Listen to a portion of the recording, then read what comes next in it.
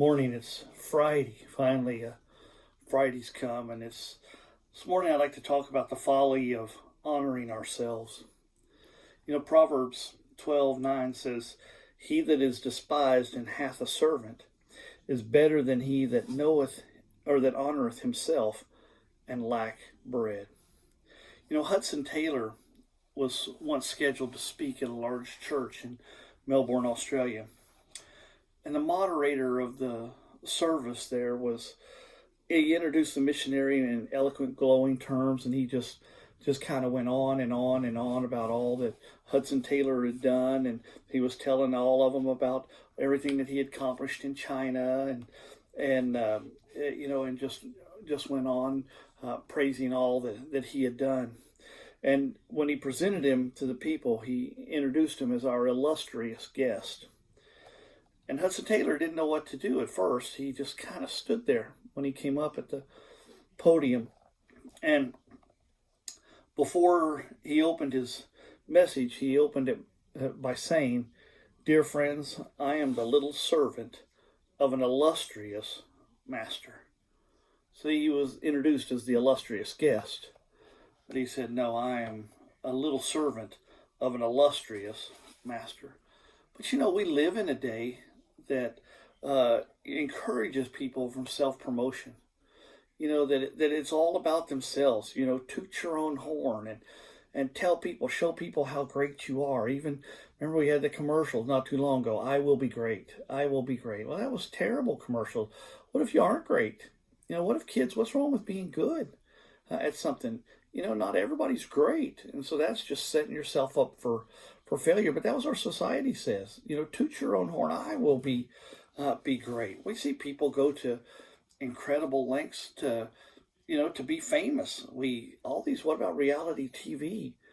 I mean, have you ever seen some of the things that people do? They'll go on TV and you think, how embarrassing to go on TV and even to open home up to cameras and have people come in your home and view things, embarrassing things that are going on in your home. How terrible to allow that. I mean, we've reached this new level here of self exaltation, and this is opposite of what God has for us.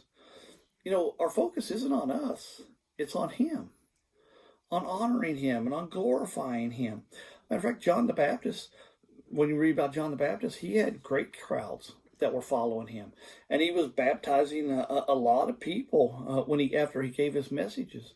Yet when Jesus came, John willingly stepped to the background, and even some of his enemies, they attempted to discourage John by letting him know that, hey, well, look, all the people who used to have big crowds, everybody wanted to follow you, but people aren't following you anymore. They're going out and they're following this Jesus. But you know what John said? John said, "I'm okay with that." Matter of fact, in John 3:30, he said, John the Baptist's reply was, "He must increase, but I must decrease." See, it wasn't about John. It was about Jesus.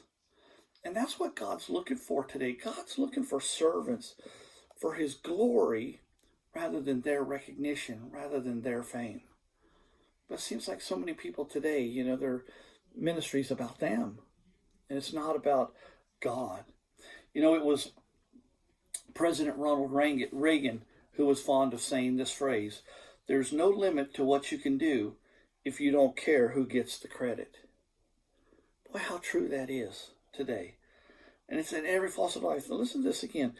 There is no limit to what you can do if you don't care who gets the credit.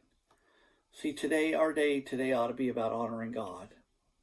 And that's what we should do today, honor God. Not self, not blowing up our own pride and puffing ourselves up. Not beating our chest like you see all these athletes do. No, it should be about God. And I would encourage you today in the things we do. Who are we looking to glorify today?